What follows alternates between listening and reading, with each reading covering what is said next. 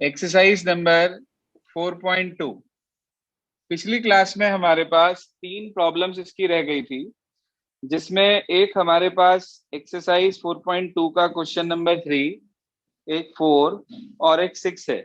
तो पहले हम ये 3 क्वेश्चन कवर अप कर फिर अगली एक्सरसाइज पे चलेंगे। देखिए क्या कहता है क्वेश्चन नंबर 3।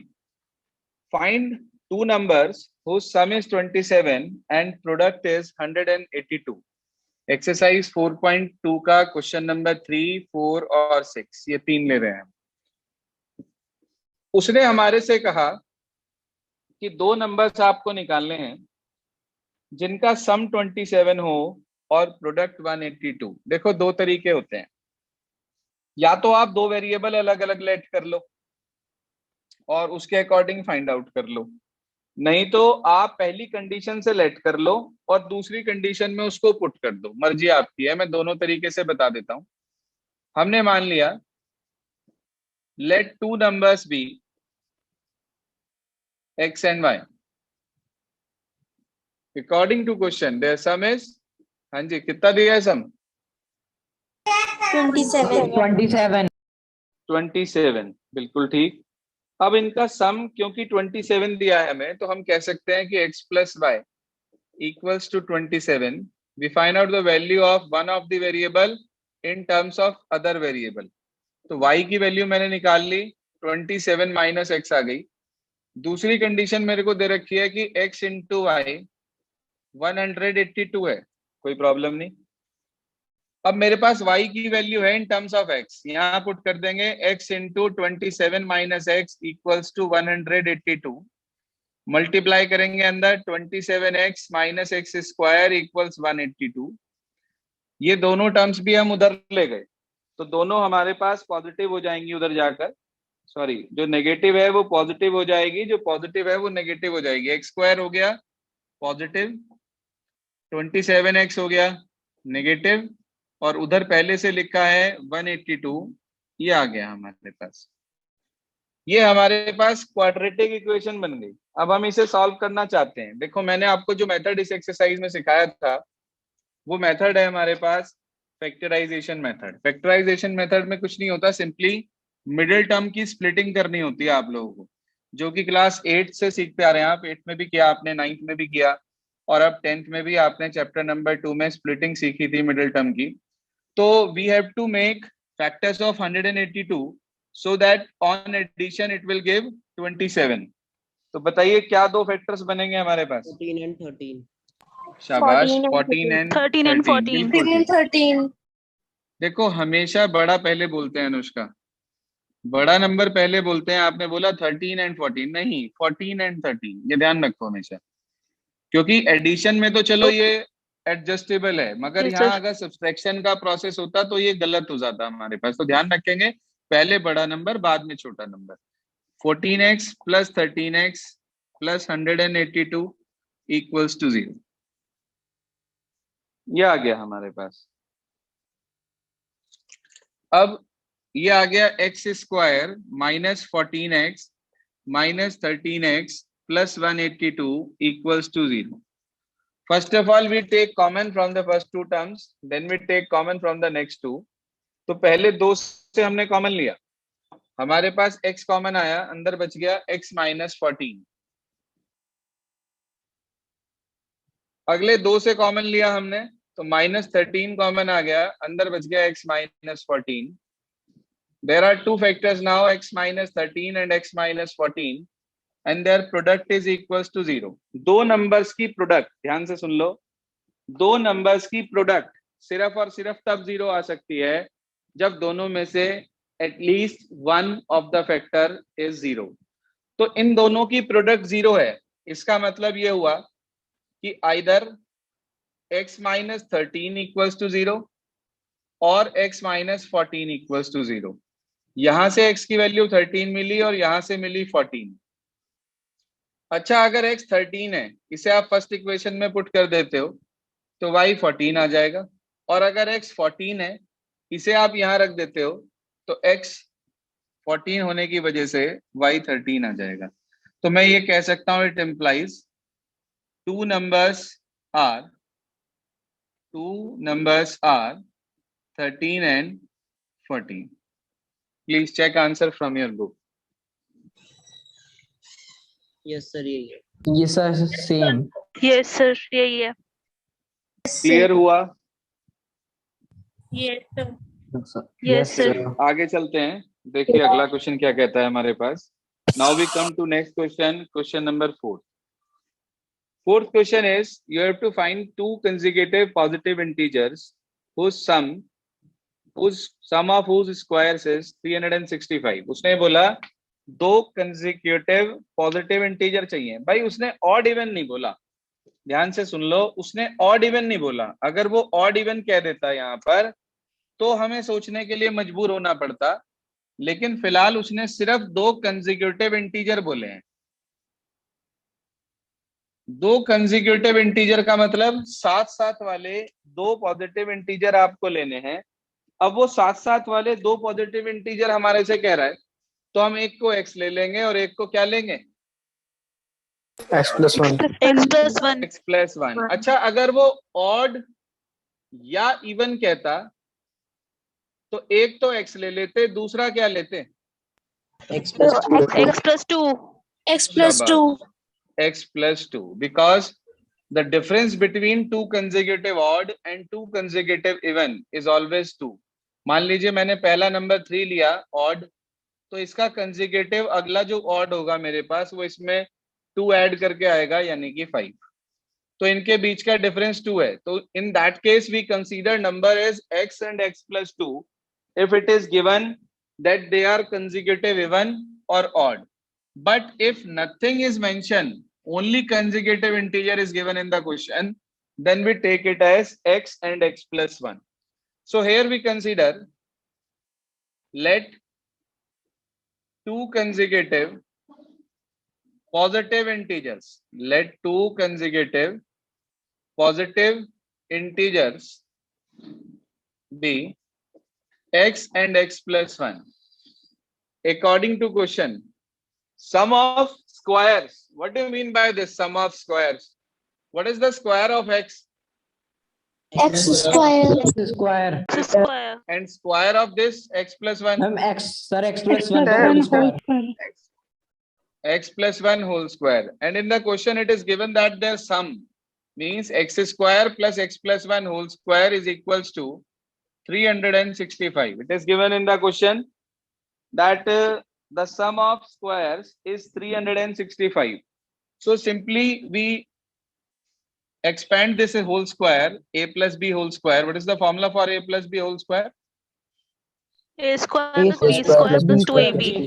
2AB. शाबाश. यानी कि x square plus 1 plus 2x equals to 365.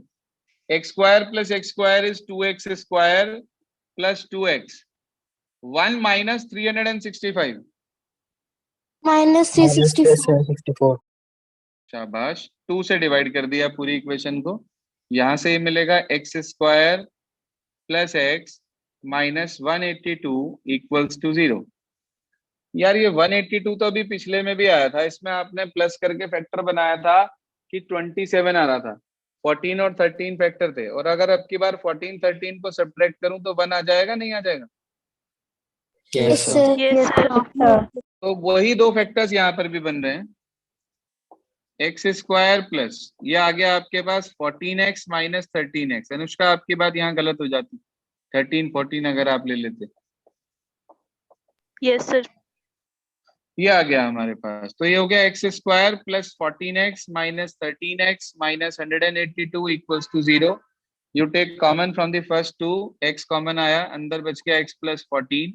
यहाँ से माइनस 13 कॉमन लिया, फिर अंदर x प्लस 14. मैंने स्ट्रेट फॉरवर्ड फैक्टर्स बना दिए. First of all you put x minus 13 equals to 0, then you put x plus 14 equals to 0.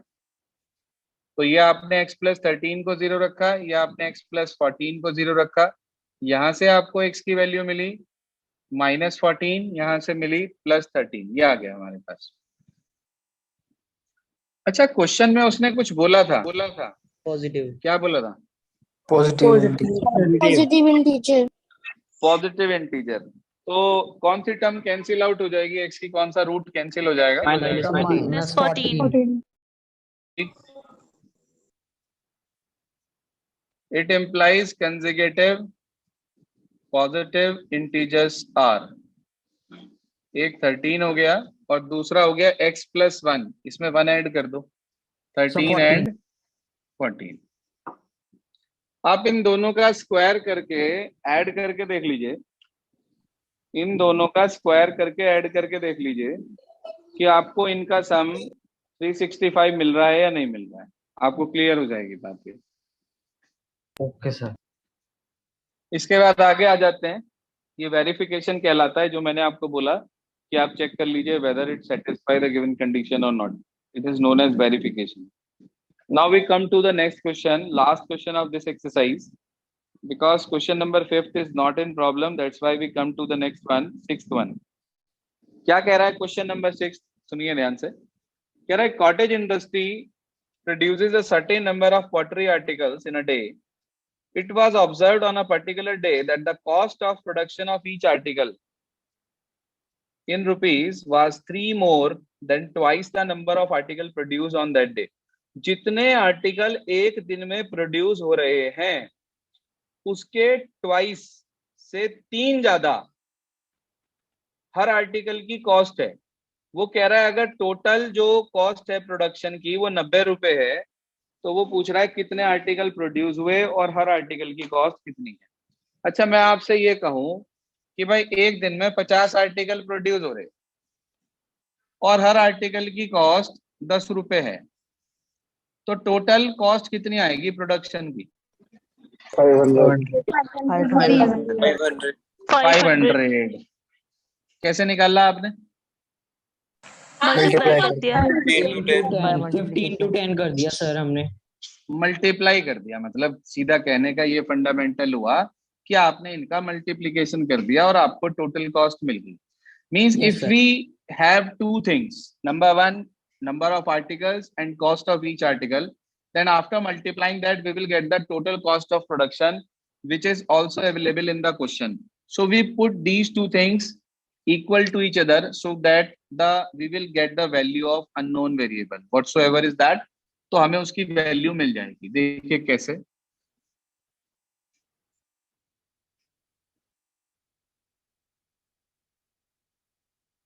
सुनिए ध्यान से। क्वेश्चन नंबर 6 मैंने मान लिया लेट नंबर ऑफ आर्टिकल्स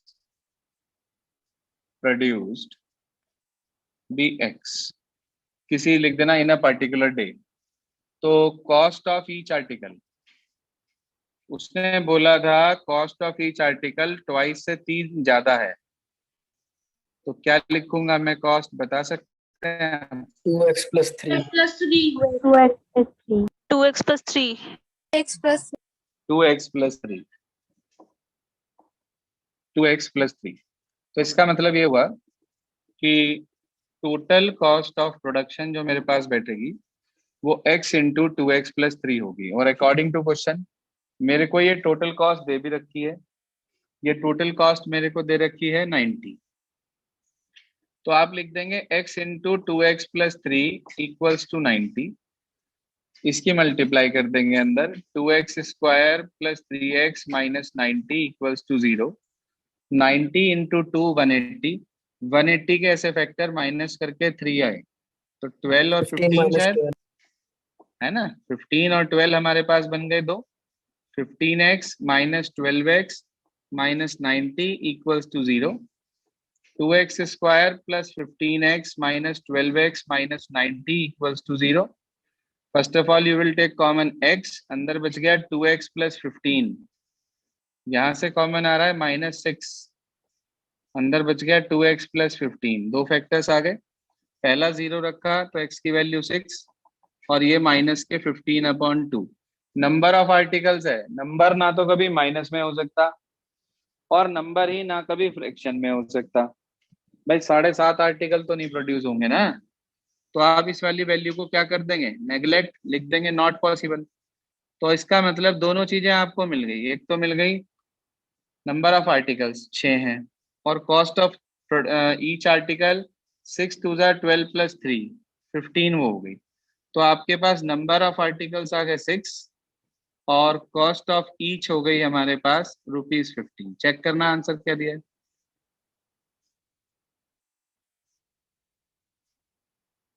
जी हाँ, चेक आंसर प्लीज।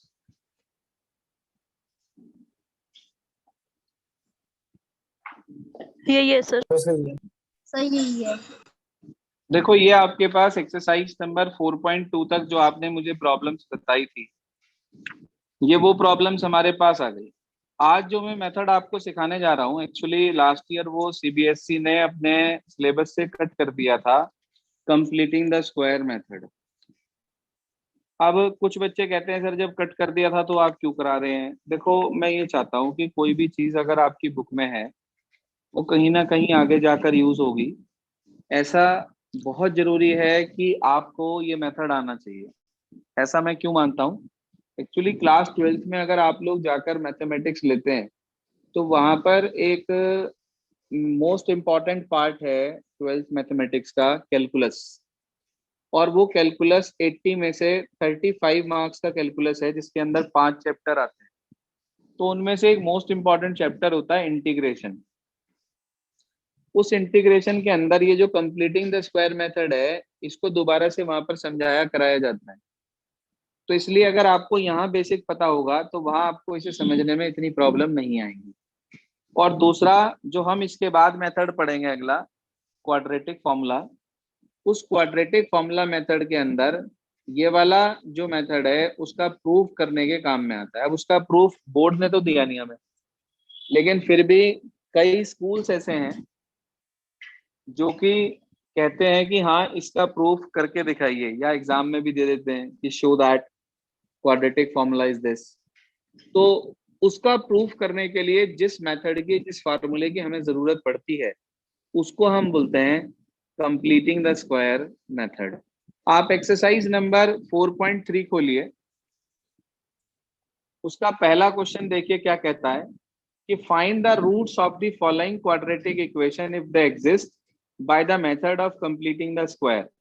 तो मैं आपको एक क्वेश्चन, एक पार्ट इसका एक्सप्लेन करूंगा आज, बाकी के बचे हुए 3 पार्ट आप लोग खुद करेंगे। पहला पार्ट है 2x square minus 7x plus 3।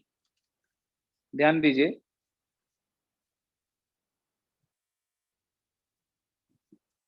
जी हाँ, एक्सरसाइज नंबर 4.3, मेथड का नाम डाल लें कॉपी में, कंप्लीटिंग द स्क्वायर मेथड।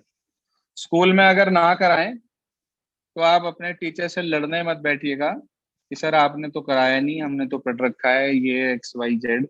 ऐसा कोई भी बात स्कूल में ना करें कि स्कूल का टीचर आपसे परेशान हो। जी हाँ, टॉपिक है कंप्लीटिंग द स्क्वायर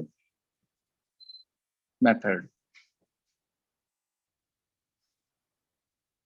जी हाँ, मैंने इक्वेशन ली, पहला पार्ट समझा रहा हूँ। लिखा है 2x square minus 7x plus 3 equals to 0। अच्छा, आप लोग इसे फैक्टराइजेशन मेथड से सॉल्व करना जानते हैं? जानते हैं भाई सभी? Yes yes sir. Sir. Yes sir.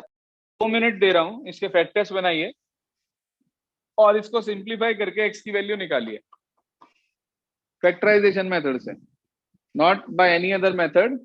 Apply factorization method to simplify this given quadratic equation to find out the roots. Middle term splitting करिए, फैक्टर्स निकालिए, 0 के इक्वल पुट करिए और x की वैल्यू बताइए कितनी आ रही है। Sir, 1/2 and 3. Sir, x equal 1/2 and 3. Sir 1/2 and 3। 1/2 and 3, ये 2 वैल्यूज आ रही है, ठीक है। ये आपने निकाली फैक्टराइजेशन मेथड से। अब मैं आपको सिखा रहा हूं कंप्लीटिंग द स्क्वायर मेथड में क्या करते हैं, ध्यान दीजिए। सबसे पहला स्टेप, नंबर फर्स्ट स्टेप, कि आपको एक्स स्क्वायर के कोफिशिएंट को 1 बनाना है। फिलहाल क्या लिखा है एक्स स्क्वायर का कोफिशिएंट? Sir, 2. 2। हम क्या करेंगे, डिवाइड अबव इक्वेशन बाय 2,